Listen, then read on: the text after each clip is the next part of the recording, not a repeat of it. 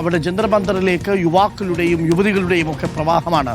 അവിടെ ജെൻസി പെൺകുട്ടികൾ ധൈര്യപൂർവ്വം അധികാര ശക്തികളോട് വെല്ലുവിളിച്ചുകൊണ്ട് നിൽക്കുന്ന ചിത്രങ്ങൾ നമ്മൾ കണ്ടു. അതിലൊരു പ്രധാനപ്പെട്ട ചിത്രം ഇന്നലെ സോഷ്യൽ മീഡിയയിലേക്ക് വൈറലായത് മുംബൈയിൽ നിന്നുള്ളൊരു പെൺകുട്ടിയുടെ ചിത്രമാണ്. ആ ചിത്രവും ആ ദൃശ്യങ്ങളും ഞാൻ ഒരിക്കൽ കൂടി പ്രേക്ഷകരെ കാണിക്കാം. റിയ എന്ന പേരാണ് ആ പെൺകുട്ടിക്ക്. ആ പെൺകുട്ടി ഒരു പോലീസ് വാഹനം ഇങ്ങനെ തടഞ്ഞു നിർത്തുന്നുണ്ട്. ഈ ദൃശ്യങ്ങൾ നോക്കൂ പ്രിയപ്പെട്ട പ്രേക്ഷകരെ. Don't under estimate Jincy and cockroaches. സാധാരണക്കാരായ പുതിയ തലമുറയിലെ പെൺകുട്ടികളുടെ ആൺകുട്ടികളുടെ അവരുടെ നിശ്ചയദാർഢ്യത്തെ കേന്ദ്ര സർക്കാർ വെല്ലുവിളിക്കരുത് എന്നതിൻ്റെ സൂചനയാണ്. ഒരൊറ്റ പെൺകുട്ടി വിചാരിച്ചപ്പോൾ ഒരു വാഹനത്തെ തടഞ്ഞു നിർത്താൻ കഴിഞ്ഞുവെങ്കിൽ, ഈ ജെൻസിയിലെ കുട്ടികൾ വിചാരിച്ചപ്പോൾ ഈ വിദ്യാർത്ഥികളെ തടവിൽ കൊണ്ടുപോയ ഈ വാഹനം തുറന്നവരെ മോചിപ്പിക്കാൻ കഴിഞ്ഞുവെങ്കിൽ ഈ ജെൻസികൾക്ക് എന്തും സാധ്യമാണ്. ഇന്ത്യയുടെ പേര് യങ്ങിസ്ഥാൻ എന്നുകൂടിയാണ്. കാരണം ഇന്ത്യയിൽ ഇന്ന് ഭൂരിപക്ഷവും ഉള്ളത് ഈ 35 വയസ്സിൽ താഴെയുള്ള ഈ ചെറുപ്പക്കാരാണ്.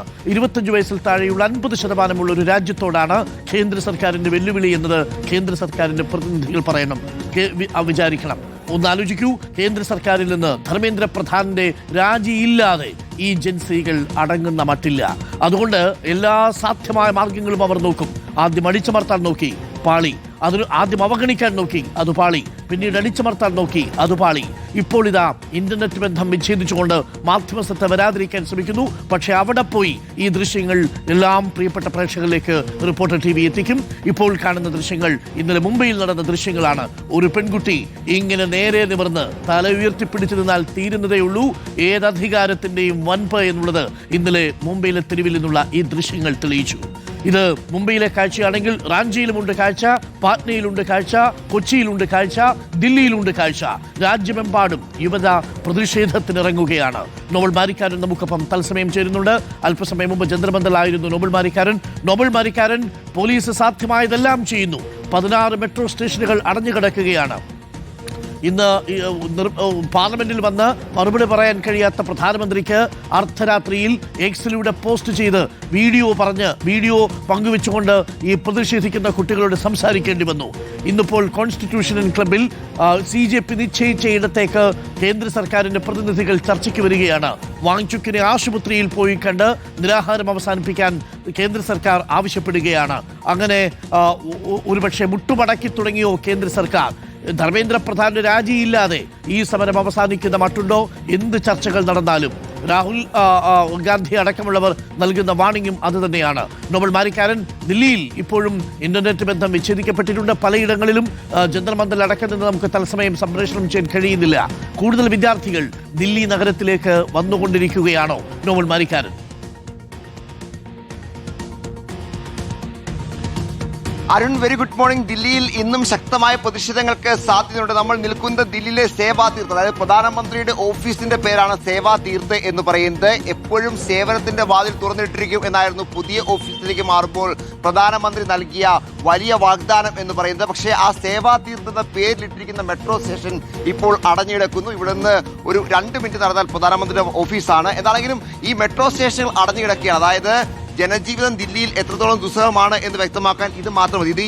ഈ മെട്രോ സ്റ്റേഷൻ നേരത്തെ പേര് സെൻട്രൽ സെക്രട്ടേറിയറ്റ് എന്നായിരുന്നു. പിന്നീട് പ്രധാനമന്ത്രി സേവാ തീർത്ത് എന്ന പുതിയ ഓഫീസിലേക്ക് മാറിയപ്പോഴാണ് ഇതിനും സേവാ തീർത്ത് എന്ന് പേര് നൽകിയത്. പക്ഷേ ഇവിടെ സേവനം ഇപ്പോൾ ഇന്ന് ഉണ്ടാകില്ല. ഇവിടുത്തെ സേവനം താൽക്കാലികമായി റദ്ദാക്കിയിരിക്കുന്നു എന്നതാണ് യാഥാർത്ഥ്യം. 7:30 മുതൽ ദില്ലിയിൽ 17ഓളം വരുന്ന മെട്രോ സ്റ്റേഷനുകൾ അടഞ്ഞിടക്കും. എന്തിനടച്ചിട്ടു എന്ന് ചോദിച്ചാൽ പ്രതിഷേധക്കാർ ജന്തർ മന്ദറിലേക്ക് എത്താതിരിക്കാനുള്ള ഒരു മാർഗം, ഒരു തടയൽ മാത്രമായാണ് അതിനെ നമുക്ക് കാണാനും കഴിയുകയുള്ളൂ. അത് മാത്രമാണ് അതിന്റെ ലക്ഷ്യം എന്ന് പറയുന്നത്. എന്താണെങ്കിലും ഇന്നും പ്രതിഷേധം ശക്തമായിരിക്കും എന്ന കാര്യത്തിൽ സംശയമില്ല. കാരണം നമ്മൾ ജന്തർ മന്ദറിൽ രാവിലെ പോയപ്പോൾ നമ്മൾ തന്നെ പകർത്തിയ ദൃശ്യങ്ങളും അവിടുത്തെ പ്രതികരണവും നമ്മൾ കണ്ടതാണ്. വലിയ ആവേശത്തിൽ തന്നെയാണ് അവർ ഉള്ളത്. ധർമ്മേന്ദ്ര പ്രധാൻ രാജി എന്ന നിലപാടിൽ അവർ ഉറച്ചു നിൽക്കുന്നത്. 12:30 കോൺസ്റ്റിറ്റ്യൂഷൻ ക്ലബിൽ ചർച്ച നിശ്ചയിക്കുമ്പോഴും ചർച്ച നടക്കുമ്പോഴും ധർമ്മേന്ദ്ര പ്രധാൻ രാജിവെക്കുമോ എന്നതാണ് ഇവർ ചോദിക്കുന്ന പ്രധാനപ്പെട്ട ചോദ്യം. ആ ചോദ്യത്തിൽ അവർ ഉറച്ചു നിൽക്കുകയാണെങ്കിൽ ചർച്ച പരാജയപ്പെടാനുള്ള സാധ്യത ആണ് നമുക്കുള്ളത്. ഇന്നും ശക്തമായ പ്രതിഷേധം, പ്രത്യേകിച്ച് നാളെയും മറ്റന്നാളും ശനി ഞായർ ദിവസങ്ങളാണ്, അവധി ദിവസങ്ങളാണ്. സ്വാഭാവികമായും അവധി ദിവസങ്ങളിൽ കൂടുതൽ ശക്തമായ പ്രതിഷേധത്തിലേക്ക് കാര്യങ്ങൾ പോകുന്ന കാഴ്ചയാണ് നമുക്ക് കാണാൻ കഴിയുന്നത്. അതുകൊണ്ട് തന്നെ ഒരു പക്ഷേ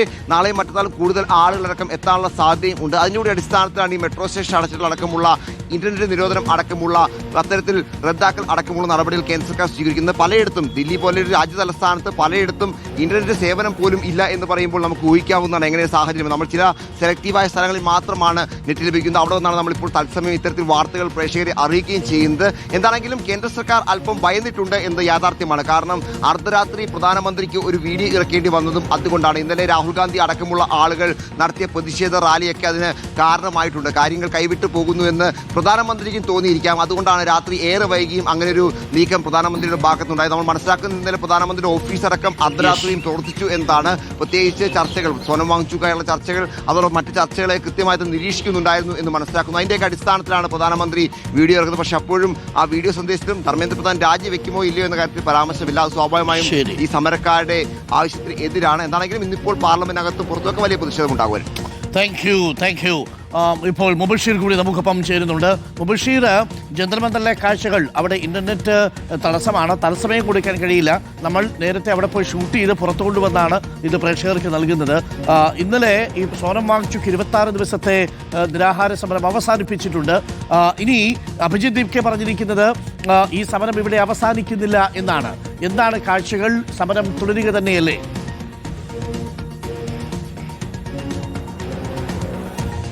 very good morning doctor Kumar. ഓരോ ദിവസം കഴിയുന്തോറും ജന്തർ മന്ദറിലെ ജൻസി പ്രക്ഷോഭം CJPയുടെ പ്രതിഷേധത്തിന്റെ കരുത്താർജിക്കുന്ന കാഴ്ചയാണ്. ഇവിടെ നേരത്തെ സൂചിപ്പിച്ചതുപോലെ തന്നെ ഇന്റർനെറ്റ്, മൊബൈൽ നെറ്റ്വർക്ക് സംവിധാനം പൂർണ്ണമായിട്ടും നിരോധിച്ചിട്ടുണ്ട്. ഒരു തരത്തിലും തത്സമയ ലൈവ് സംപ്രേഷണം ഉൾപ്പെടെ നടത്താൻ കഴിയാത്ത രീതിയിലാണ് കേന്ദ്ര സർക്കാർ ഇവിടെ ഇടപെടൽ നടത്തിയിരിക്കുന്നത്. ഒരു തരത്തിൽ നമ്മുടെ വീഡിയോ ജേർണലിസ്റ്റ് സാങ്കേതിക മികവോടുകൂടി ഏതൊക്കെയോ രീതിയിൽ ഇപ്പോൾ ലൈവ് കണക്ട് ചെയ്താണ് ഇപ്പോൾ തത്സമയം നമുക്ക് ഇവിടെ നിന്നുള്ള ദൃശ്യങ്ങളും വിവരങ്ങളും പുറത്തെത്തിക്കാൻ സാധിക്കുന്നത്. ജന്തർ മന്ദറിൽ നിന്നുള്ള തത്സമയ കാഴ്ചകളാണ്. നിരവധി ആളുകൾ ഇപ്പോഴും ഇവിടെ കൂടിയിരിക്കുന്നത് കാണാൻ സാധിക്കും.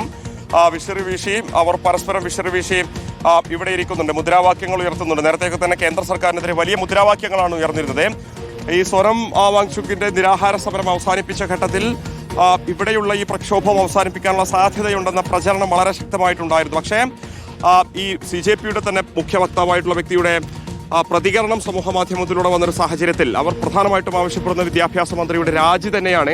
രാജി ഉണ്ടാകാത്ത പക്ഷം ഈ സമരം അവസാനിപ്പിക്കില്ല എന്നുള്ളതാണ് പറയുന്നത്. ഓരോ ദിവസം കഴിയും തോറും ഇവിടെയുള്ള സാന്നിധ്യം, വിവിധ ആളുകളുടെ സാന്നിധ്യം കൂടി വരികയാണ്. ഒരു പ്രതിഷേധക്കാരൻ നമ്മളോട് ठीक है भाई, यहाँ का मॉल, मैं यूपी इटावा से आया हूँ। कल नाइट में आया था। बाकी यहाँ का मॉल देखा है, ठीक है भैया, जिस हिसाब से होना चाहिए था। जो स्टूडेंट के ऊपर इन्होंने हाथापाई की है, ये मॉल थोड़ा ख़राब है यहाँ का, ये नहीं इनको करना चाहिए था। बाकी तो फिर स्टूडेंट तो सारे साथ में हैं ही, समझ रहे हो ना। രാജ്യത്തിന്റെ വിവിധ മേഖലകളിൽ നിന്നുള്ള ആളുകളാണ് അരുൺകുമാർ ഇപ്പോഴും ഇവിടേക്ക് എത്തിക്കൊണ്ടിരിക്കുന്നത്. കേരളത്തിൽ നിന്ന് ഉൾപ്പെടെ നിരവധി ആളുകൾ എത്തുന്നുണ്ട്. കഴിഞ്ഞ ദിവസങ്ങളിലൊക്കെ കണ്ടതുപോലെ പരസ്പരം സഹായിച്ചുകൊണ്ട് ഈ പ്രതിഷേധത്തിൽ അണിചേരുന്ന കാഴ്ചയാണ്. ഉണ്ണിയൊന്നും ഇങ്ങോട്ടേക്ക് പാൻ ചെയ്താൽ ഇവിടെ നിരവധി ആളുകൾ ഈ ടാർപ്പായൊക്കെ തന്നെ വിരിച്ച് കിടന്നുറങ്ങുന്നത് കാണാൻ സാധിക്കും. ഇന്നലെയും കഴിഞ്ഞ ദിവസങ്ങളിലായൊക്കെ തന്നെ പ്രതിഷേധ സമരത്തിൽ അണിചേർന്ന ആളുകളാണ്. ഇവിടെ തന്നെയാണ് അവർ അന്തി ഉറങ്ങുന്നത്. ഇവിടുന്ന് രാവിലെ എണീക്കുന്നു, പല്ല് തേക്കുന്നു, വീണ്ടും ഇവിടെയുള്ള ആളുകൾ എത്തിച്ചു നൽകുന്ന ഭക്ഷണം കഴിച്ചതിനു ശേഷം പ്രതിഷേധത്തിൽ അണിചേരുന്ന കാഴ്ചയാണ്. തൊട്ടുപുറത്ത് ആ വേദി കാണാൻ സാധിക്കും.